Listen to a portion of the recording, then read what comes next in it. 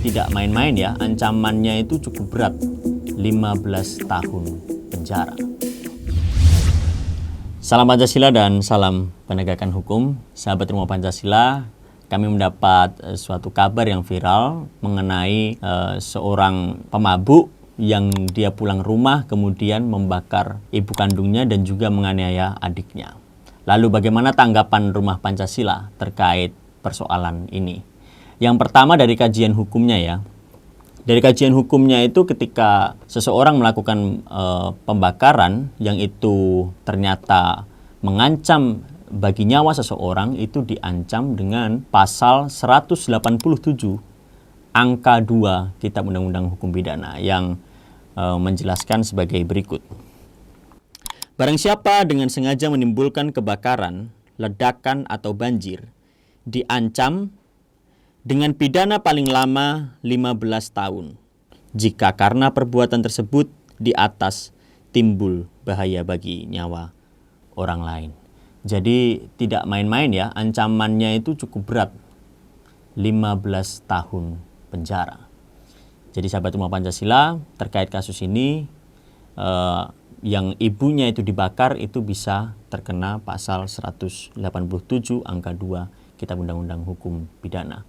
Dan yang kedua, penganiayaan itu terhadap adiknya itu bisa dikenakan pasal 351 Kitab Undang-Undang Hukum Pidana. Dalam kasus ini ada 2 tindak pidana yang dilakukan oleh seorang terperiksa yang diduga melakukan.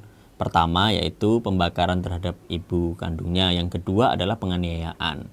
Jadi apabila ditelaah pada ajaran hukum pidana, itu masuk di dalam namanya perbarengan tindak pidana, yaitu concursus realis yang termaktub di dalam pasal 65 KUHP ayat 1 dan ayat 2.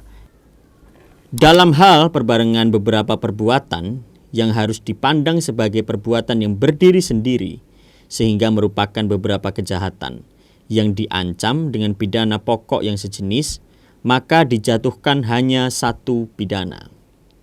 Ayat yang kedua, maksimum pidana yang dijatuhkan ialah jumlah maksimum pidana yang diancam terhadap perbuatan itu, tetapi tidak boleh lebih dari maksimum pidana yang terberat ditambah 1/3. Jadi itu ketentuan di dalam Kitab Undang-Undang Hukum Pidana bahwa yang dikenakan nanti tetap 1 pidana saja ya, yaitu pasal 187 angka 2 Kitab Undang-Undang Hukum Pidana. Untuk yang kedua, dari kajian etika bagaimana? Nah, dari kajian etika, kalau kita baca buku teori-teori etika ya, itu kalau kita merujuk pada teori hedonisme yang menyatakan bahwa sesuatu yang baik itu adalah sesuatu yang mendatangkan kenikmatan. Ketika kita mencari kenikmatan, kekurangannya adalah kita tidak mengetahui batas mana sampai kita merasa itu nikmat dan puas. Oleh sebab itu, ada antitesis dari etika hedonisme, yaitu etika epikurianisme, yang menyatakan bahwa segala sesuatu itu nikmat apabila sesuai dengan takarannya.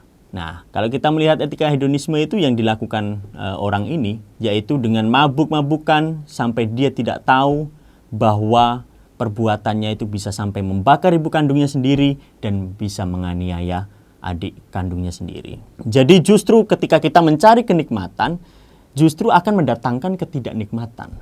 Itu menurut etika epikurianisme. Jangan sampai kalau kita mencari kenikmatan yang tanpa batas, malah justru mendatangkan ketidaknikmatan. Itu juga yang terjadi pada kasus ini. Jadi dari sisi etika, kalau kita ingin mencari kenikmatan, cukup sampai pada takarannya saja. Jangan lebih dari itu. Lalu pesan moral apa yang dapat disampaikan? Bahwa kita mengenal 3 prinsip umum yang berlaku di dalam hidup. Yang pertama adalah honesty vivere, yaitu hidup jujur atau hidup terhormat. Yang kedua adalah alterum non laedere, yaitu jangan merugikan orang lain. Dan yang ketiga, sum qui tribuere, berikan orang lain apa yang menjadi haknya. Apabila kita menghidupi 3 prinsip ini, maka kita akan terhindar dari masalah dan persoalan. meminimalisir ya masalah dan persoalan hidup. Juga berlaku pada kasus ini.